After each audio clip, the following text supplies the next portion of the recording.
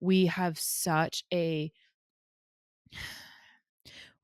problem from my perspective B of really experiencing joy as a society because we have this pervasive sense of responsibility for other people's happiness, and it takes away far more than we realize.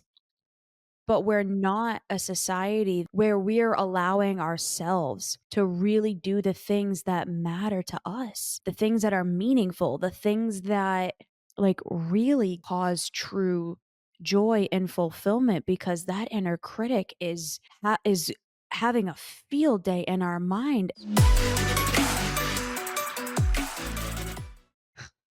Hey everybody, it's Bianca. And it's Emilia.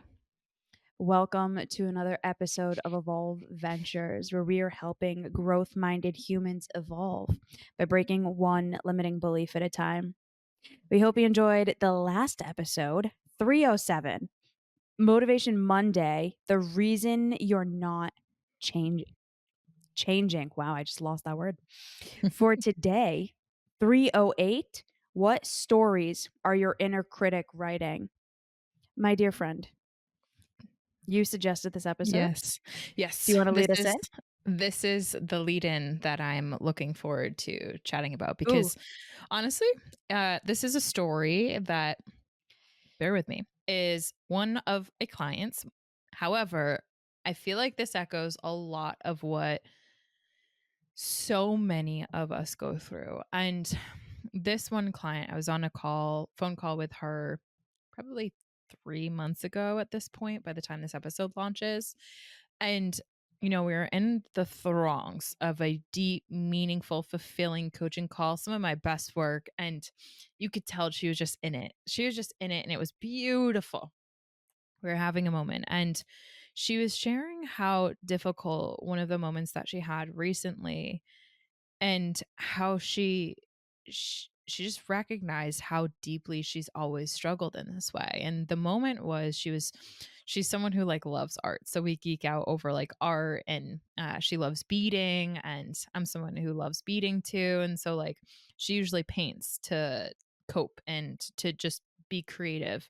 um and she journals and whatnot. And so we're talking about that. And there was one homework assignment that I had given her that was like 2 or 3 weeks ago, which was, to really start to increase her frequency of creative time. And that really helps her connect to herself and cope with some of the really tough challenges that she's going through, especially when it comes to her family. Now, her dad had abandoned her when she was really young. Her and her two sisters left the family, and is an alcoholic and really emotionally abusive. And so she's gone through a lot with her family.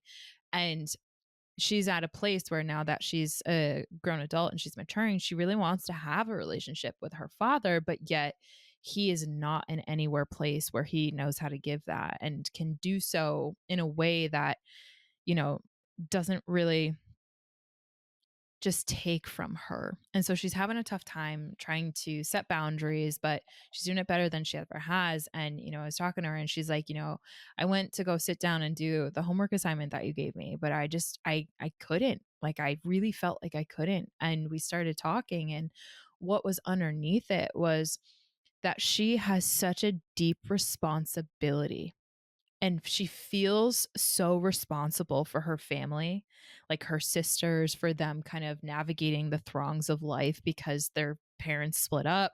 She feels responsible for taking care of her mother, who, just hasn't remarried, is not really happy, is not really fulfilled. She feels responsible for her partner and keeping him happy. So she has this pervasive feeling of responsibility to everyone else in her life, so that when she actually does try to go sit down and do self care, she's like, I was like literally at my arts and crafts table. And so she had gotten her place, like all of the beading was out and her art was out. And like, she's like, I couldn't pick up the paintbrush. And it just like broke my heart, because what we learned is her inner critic is just wreaking havoc way more than we had uncovered up until that point. And so I was grateful, because that was the moment that we really got to hear the story of what her inner critic was writing for her, which was if she does actually prioritize herself, if she does actually do some art or self care or have joy, then she should feel guilty for that. She should instead pick up the phone, yep, and call her dad, check in on how her dad's doing. She should instead pick up the phone and call her sisters, check in on how they're doing, and be there as the emotional crutch for her entire family and everyone that she knows. So these pervasive feeling of guilt and the inner critic thoughts is writing this script for her that is literally directing her behavior to where she can be sat down at her creative desk. She can have all of the, I'm ready for this. I have my art supplies out.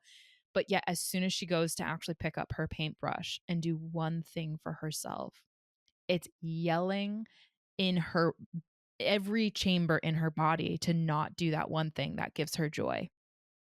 And so that is what I hear more often than I want to really admit to, because we have such a we have such a problem from my perspective B of really experiencing joy as a society because we have this pervasive sense of responsibility for other people's happiness, and it takes away far more than we realize. When you're on a journey of self discovery or self rediscovery, it's very important to have a support system in place.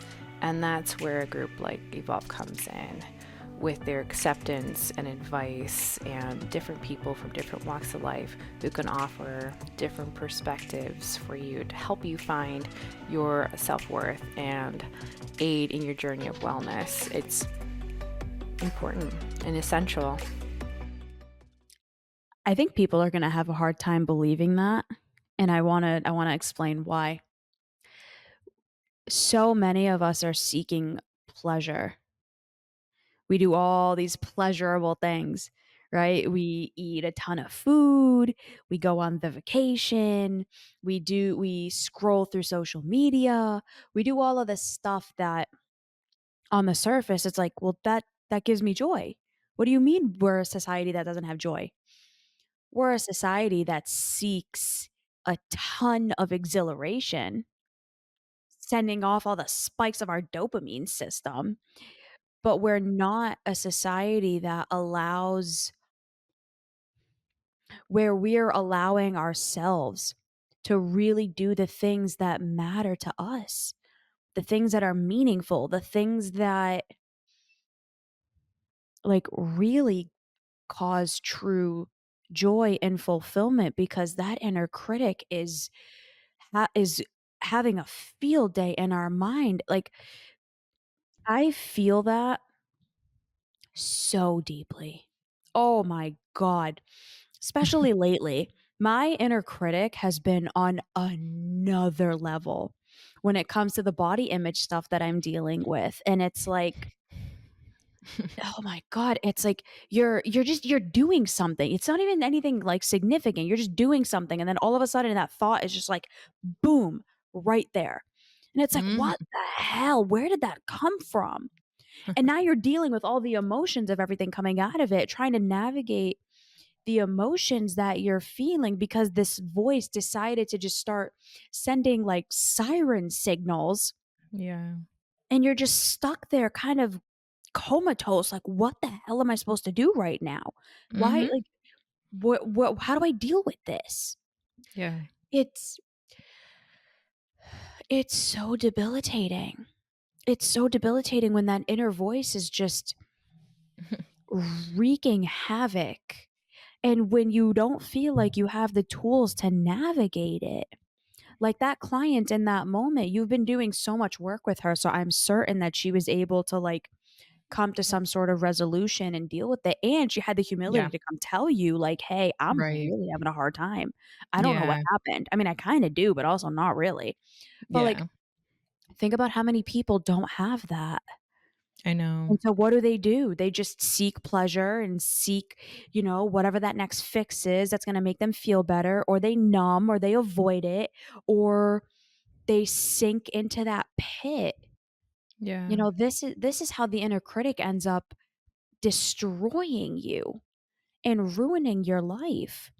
And this episode isn't meant to be doom and gloom. Like, we want to help all of you to not have that happen. Like, helping you to feel empowered enough to be like, okay, I see this voice. I hear it. It's there. I Yeah. don't have to accept it. I don't have to claim it. I see it.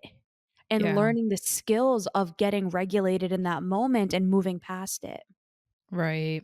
So what I did actually, it's really cool because now she's on the other end of it, and I want to kind of Mm. bring in what we did in that unique call because I feel as though it's a really great place to start. We speak so often about how in order to understand the narratives, you have to really start to self-observe. And we were talking about that in the IG live that we actually recorded today, which by the time this episode launched will have 2 been months ago. 2 months ago, right? But we talked about the self observation and what we had uncovered through her own self observation in the call with me. Again, having the humility to say, I'm struggling with this. What we got to uncover was a deep core belief about herself, the deep core belief that she's responsible for her family's joy and happiness. So much that Mhm. in order for her to have joy, it's secondary to everyone else's experience of making sure everyone else is okay. We uncovered she had a deep core belief in an exile of hers, which we're not going to go into this episode about that, but that she's not deserving of joy. And like that was the through line that got her hooked on this.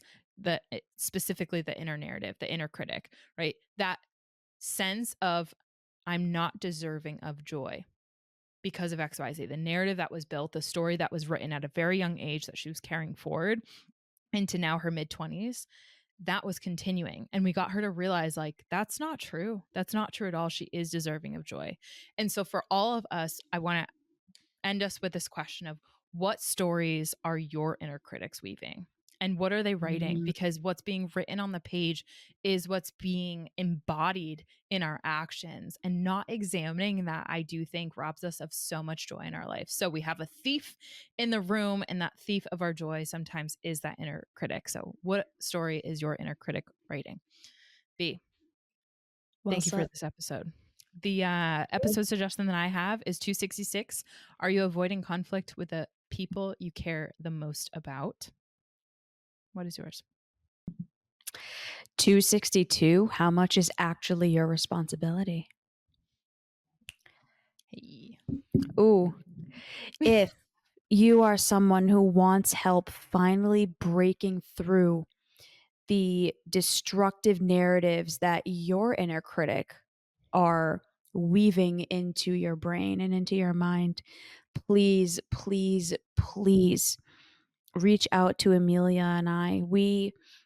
This is our entire life. This is what we live for, We is adore it. doing this and helping you guys break free from all of this, because we've seen the impact that it had on our own lives Oh, yeah. and the lives of everyone that we've been able to do this with. So if this is something you're struggling with, please reach out. You can DM us directly, or you can go to evolveventurestech.com, and there's a ton of different resources on there that you can utilize.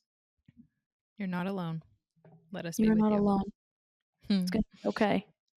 All right, Mm-hmm. everybody. We will see you next time. Bye. Bye, everyone.